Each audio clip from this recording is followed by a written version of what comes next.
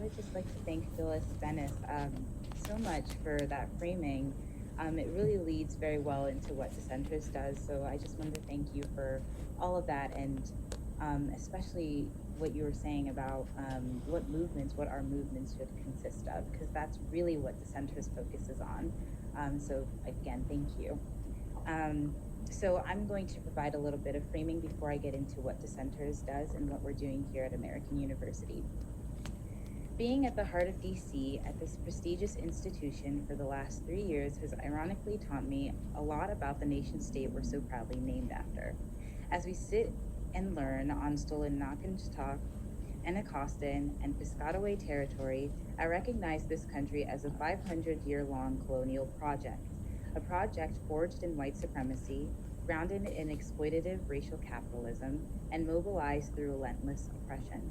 A colonial project whose function relies on a combative otherization that promises a persistent enemy, the antithesis of the white, the wealthy, the capitalist, to be fought, controlled, and won over in the name of imperialist objectives. This includes indigenous peoples who were slaughtered in the name of colonial expansion, the Black folks whose enslavement promised persistent capitalist exploitation, and Arabs villainized in an effort to maintain control of oil and other resources abroad. It is this reality of exploitation, sorry. It is a colonial project generating a false white supremacist illusion, an enthusiastic oblivion which obscures this reality of exploitation and promises comfort to those that contribute to the order of the system. These people become willing agents of the state, reiterating American patriotic rhetoric or serving as the armed militia which both lined the streets to disappear Black and brown communities and stormed the Capitol at the president's convenience, who rely upon and defend this colonial project to maintain their state-sanctioned supremacy. Those willing agents, and especially the hegemony they serve, will continue to line their pockets from our suffering, benefiting as industries grow from our poverty and exploitation, profiting from fueling wars on our streets and abroad to maintain unlicensed access to endless resources, to extract free labor, and to gain monetarily from industries like the weapons manufacturers, which rely on this turmoil to expand. We strive to demolish this colonial project, this supremacy, this hierarchy. We strive to realize a vision that encourages not power over, but power with.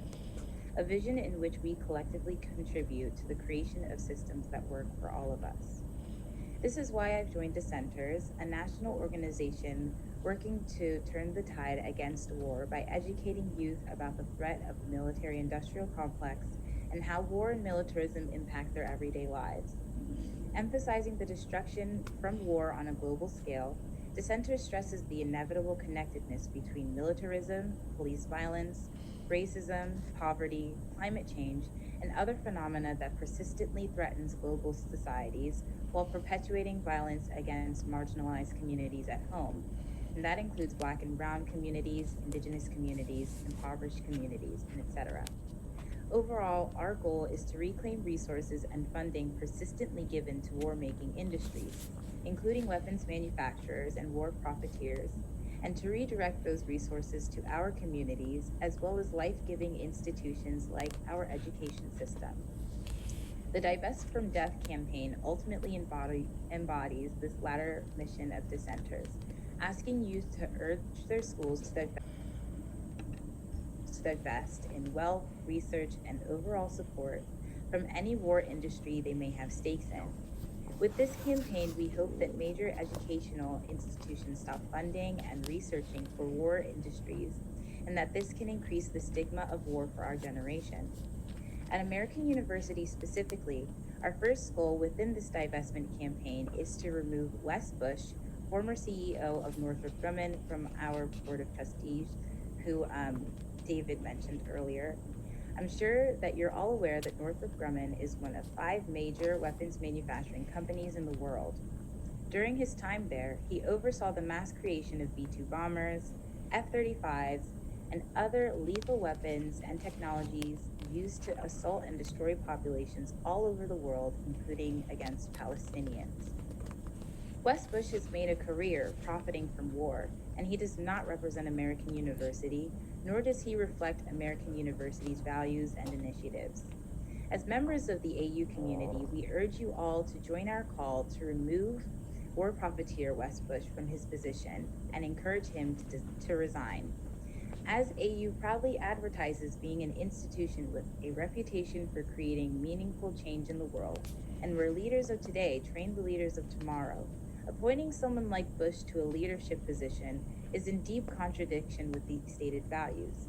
It is the responsibility of those in leadership at AU to take immediate action on these issues.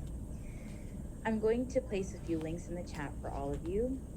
First is a letter letting our administration know that we want no ties with war criminals, warmongers, and profiteers feeding on death and destruction for wealth. I encourage you all, students and professors, AU affiliated or not, to sign this letter. And if there are any students here interested in organizing with us, please fill out our interest form.